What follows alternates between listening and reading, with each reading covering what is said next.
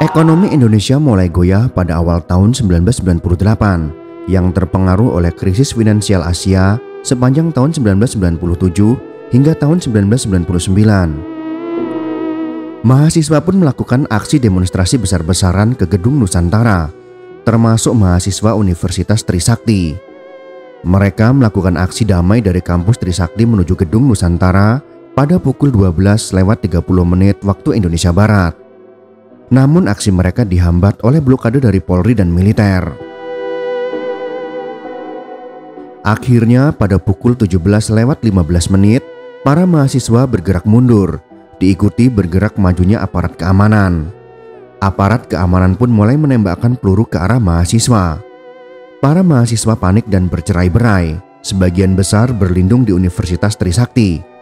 Namun aparat keamanan terus melakukan penembakan.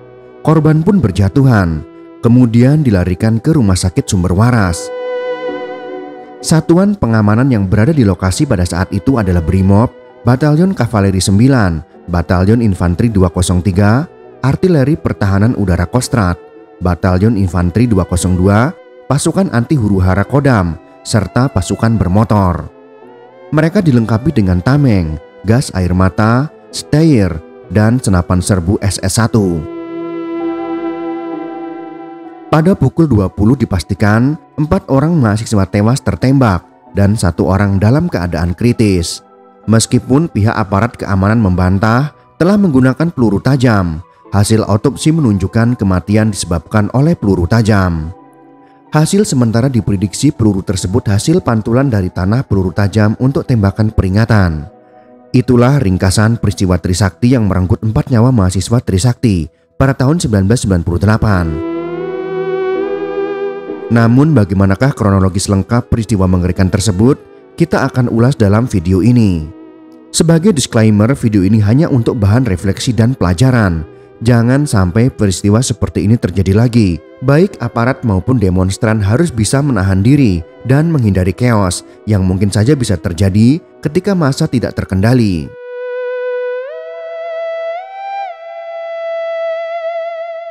Pada tahun 1998, ratusan mahasiswa dari berbagai universitas di Indonesia berdemonstrasi menyerukan pengunduran diri Presiden Soeharto. Sebuah demonstrasi pada tanggal 16 Mei tahun 1998 di Institut Teknologi Bandung diikuti oleh 500 demonstran. Dan pada bulan Maret, demonstrasi yang lebih besar terjadi di Universitas Indonesia dan Universitas Gadjah Mada. Pada tanggal 9 Mei tahun 1998, seorang perwira polisi yang bernama Dadang Rusmana dilaporkan terbunuh dalam sebuah demonstrasi di Universitas Juanda. Kemudian pada tanggal 12 Mei tahun 1998, mahasiswa dari Universitas Trisakti bergabung dalam aksi demonstrasi damai menuju Gedung Nusantara sebagai bagian dari serangkaian protes di seluruh negeri. Akan tetapi dalam perjalanan, saat mereka menuju Gedung Nusantara, para mahasiswa ini dihadang oleh blokade dari aparat keamanan yang termasuk anggota Polri dan juga militer. Meskipun beberapa mahasiswa mencoba bernegosiasi dengan pihak keamanan, situasi semakin memanas ketika aparat mulai menembakkan gas air mata dan peluru karet ke arah mereka. Akibat tekanan dari aparat keamanan, para mahasiswa terpaksa mundur ke kampus mereka, yaitu Universitas Trisakti.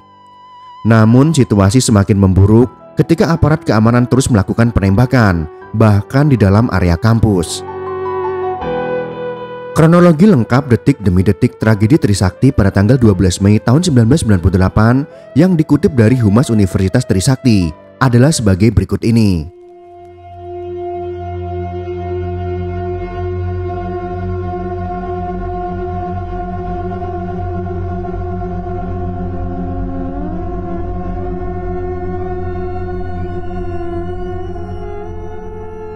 Pukul 10:30. Aksi damai Civitas Akademika Universitas Trisakti yang bertempat di pelataran parkir depan Gedung M atau Gedung Syarif Tayeb dimulai dengan pengumpulan segenap Civitas Trisakti yang terdiri dari mahasiswa, dosen, pejabat fakultas, dan universitas, serta karyawan. Berjumlah sekitar 6.000 orang di depan mimbar.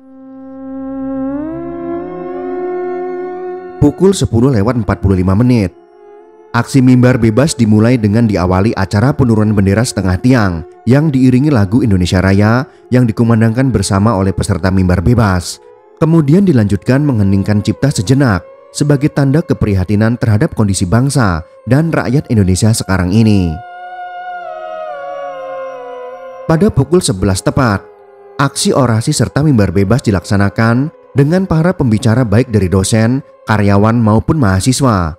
Aksi tersebut terus berjalan dengan baik dan lancar. Pada pukul 12:25, massa mulai memanas yang dipicu oleh kehadiran beberapa anggota aparat keamanan tepat di atas lokasi mimbar bebas atau jalan layang dan menuntut untuk turun ke jalan dengan tujuan menyampaikan aspirasinya ke anggota MPR DPR. Kemudian massa menuju ke pintu gerbang arah Jalan Jenderal S. Parman. Pada pukul 12:30, Satgas mulai siaga penuh, berkonsentrasi dan melapis barisan depan pintu gerbang, dan mengatur massa untuk tertib dan berbaris serta memberikan himbauan untuk tetap tertib pada saat turun ke jalan. Pada pukul 12:40, pintu gerbang dibuka dan massa mulai berjalan keluar secara perlahan menuju gedung MPR DPR melewati kampus Untar. Pada pukul 12:50, Long March mahasiswa terhadang tepat di depan pintu masuk kantor Wali Kota Jakarta Barat oleh brigade aparat dari kepolisian dengan tameng dan pentungan yang terdiri 2 lapis barisan. Pada pukul 13 tepat, barisan Satgas terdepan menahan massa, sementara beberapa wakil mahasiswa, yaitu Senat Mahasiswa Universitas Trisakti, melakukan negosiasi dengan pimpinan komando aparat, yaitu Dandim Jakarta Barat, Letkol Infantri A. Amril, dan Wakapolres Jakarta Barat. Sementara negosiasi berlangsung, massa terus berkeinginan untuk terus maju. Di lain pihak, massa yang terus tertahan tak dapat dihadang oleh barisan Satgas samping bergerak maju dari jalur sebelah kanan. Selain itu pula, masyarakat mulai bergabung di samping Long March. Pada pukul 13:20, tim negosiasi kembali dan menjelaskan hasil negosiasi di mana Long March tidak diperbolehkan dengan alasan kemungkinan terjadinya kemacetan lalu lintas dan dapat menimbulkan kerusakan. Mahasiswa kecewa karena mereka merasa aksinya tersebut merupakan aksi damai. Massa terus mendesak untuk maju. Di lain pihak, pada saat yang hampir bersamaan, datang tambahan aparat pengendalian massa atau Dalmas sebanyak 4 truk. Pada pukul 13:30, massa pun duduk, lalu dilakukan aksi mimbar bebas spontan di jalan. Aksi damai mahasiswa berlangsung di depan bekas kantor Wali Kota Jakarta Barat. Situasi tenang tanpa ketegangan antara aparat dan mahasiswa. Sementara rekan mahasiswa membagikan bunga mawar kepada barisan aparat. Sementara itu pula, datang tambahan aparat dari Kodam Jaya dan satuan kepolisian lainnya. Pada pukul 14 tepat, negosiasi terus dilanjutkan dengan Komandan Dandim dan Kapolres, dengan pula dicari terobosan untuk menghubungi MPR DPR. Sementara mimbar terus berjalan dengan diselingi pula teriakan yel-yel maupun nyanyian-nyanyian. Walaupun hujan turun, massa tetap tak bergeming. Yang terjadi akhirnya hanya saling diam dan saling tunggu. Sedikit demi sedikit massa mulai berkurang dan menuju ke kampus. Polisi memasang polis line. Mahasiswa berjarak sekitar 15 meter dari garis tersebut.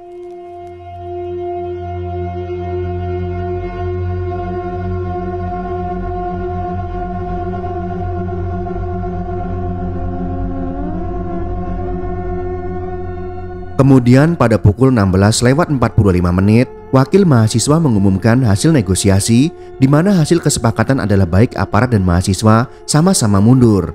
Awalnya massa menolak, tetapi setelah dibujuk oleh Bapak Dekan Fakultas Ekonomi dan Dekan Fakultas Hukum Usakti, yaitu Adi Adojo SH, serta Ketua SMUT, massa mau bergerak mundur.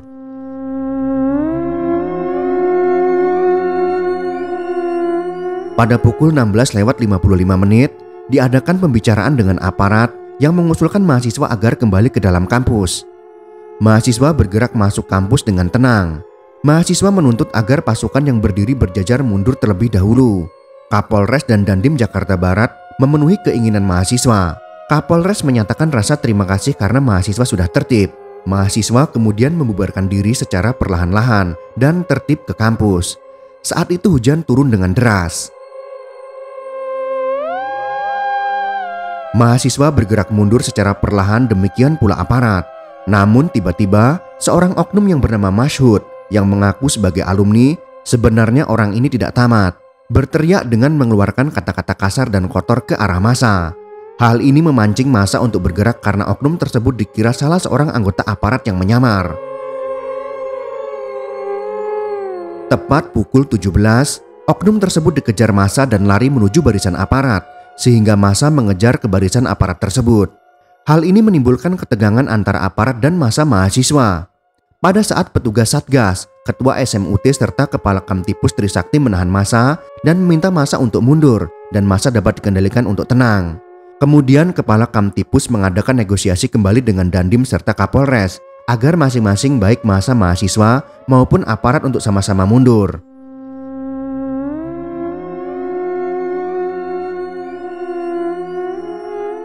Pada pukul 17:05, ketika massa bergerak untuk mundur kembali ke dalam kampus, di antara barisan aparat ada yang meledek dan mentertawakan serta mengucapkan kata-kata kotor pada mahasiswa, sehingga sebagian massa mahasiswa kembali berbalik arah. 3 orang mahasiswa sempat terpancing dan bermaksud menyerang aparat keamanan, tetapi dapat diredam oleh Satgas Mahasiswa Usakti. Pada saat yang bersamaan, barisan aparat langsung menyerang massa mahasiswa dengan tembakan dan pelemparan gas air mata, sehingga massa mahasiswa panik dan berlarian menuju kampus. Pada saat kepanikan tersebut terjadi, aparat melakukan penembakan yang membabi buta, pelemparan gas air mata di hampir setiap sisi jalan, pemukulan dengan pentungan dan popor, penendangan dan penginjakan, serta pelecehan seksual terhadap para mahasiswi. Termasuk Ketua SMUT yang berada di antara aparat dan massa mahasiswa tertembak oleh 2 peluru karet di pinggang sebelah kanan. Kemudian datang pasukan bermotor dengan memakai perlengkapan rompi yang bertuliskan URC, mengejar mahasiswa sampai ke pintu gerbang kampus dan sebagian naik ke jembatan layang Grogol. Sementara aparat yang lainnya sambil lari mengejar massa mahasiswa. Juga menangkap dan menganiaya beberapa mahasiswa dan mahasiswi, lalu membiarkan begitu saja mahasiswa dan mahasiswi tersebut tergeletak di tengah jalan. Aksi penyerbuan aparat terus dilakukan dengan melepaskan tembakan yang terarah ke depan gerbang Trisakti. Sementara aparat yang berada di atas jembatan layang mengarahkan tembakannya ke arah mahasiswa yang berlarian di dalam kampus. Lalu sebagian aparat yang ada di bawah menyerbu dan merapat ke pintu gerbang dan membuat formasi siap menembak 2 baris, jongkok dan berdiri, lalu menembak ke arah mahasiswa yang ada di dalam kampus. Dengan tembakan yang terarah tersebut mengakibatkan jatuhnya korban baik luka maupun meninggal dunia. Yang meninggal dunia seketika di dalam kampus 3 orang dan 1 orang lainnya di rumah sakit. Beberapa orang dalam kondisi kritis. Sementara korban luka-luka dan jatuh akibat tembakan ada 15 orang. Yang luka tersebut memerlukan perawatan intensif di rumah sakit. Aparat terus menembaki dari luar. Puluhan gas air mata juga dilemparkan ke dalam kampus.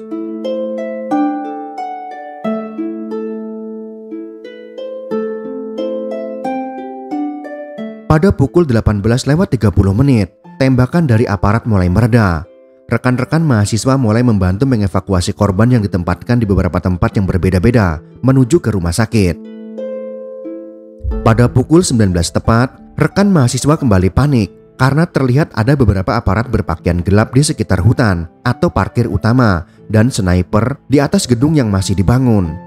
Mahasiswa berlarian kembali ke dalam ruang kuliah maupun ruang ormawa ataupun tempat-tempat yang dirasa aman seperti musola dan dengan segera memadamkan lampu untuk bersembunyi. Pada pukul 19:30, setelah melihat keadaan sedikit aman, mahasiswa mulai berani untuk keluar dari ruangan. Lalu terjadi dialog dengan dekan Fakultas Ekonomi untuk diminta kepastian pemulangan mereka ke rumah masing-masing. Terjadi negosiasi antara dekan Fakultas Ekonomi dengan Kolonel Polisi Arthur Damanik, yang hasilnya bahwa mahasiswa dapat pulang dengan syarat pulang dengan cara keluar secara sedikit demi sedikit per 5 orang. Mahasiswa dijamin akan pulang dengan aman. Pada pukul 20 tepat, walau masih dalam keadaan ketakutan dan trauma melihat rekannya yang jatuh korban, mahasiswa berangsur-angsur pulang. Yang luka-luka berat segera dilarikan ke rumah sakit Sumber Waras. Jumpa pers oleh pimpinan universitas, anggota Komnas HAM datang ke lokasi. Pada pukul 1:30 pada tanggal 13 Mei tahun 1998, jumpa pers Pangdam Jaya Maijen TNI Syafri Syamsuddin di Mapolda Metro Jaya. Hadir dalam jumpa pers itu Pangdam Jaya Maijen TNI Syafri Syamsuddin, Kapolda Maijen Polisi Hamaminata, Rektor Trisakti Profesor Dr. R. Mudanton Murtejo, dan 2 anggota Komnas HAM AA Baramuli dan Bambang W. Suharto.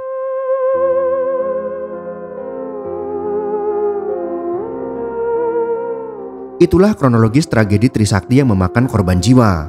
Keempat mahasiswa yang menjadi korban tewas dalam peristiwa tragis ini adalah Elang Mulia Lesmana, Heri Hertanto, Hafidin Royan, dan Hendriawan Sie.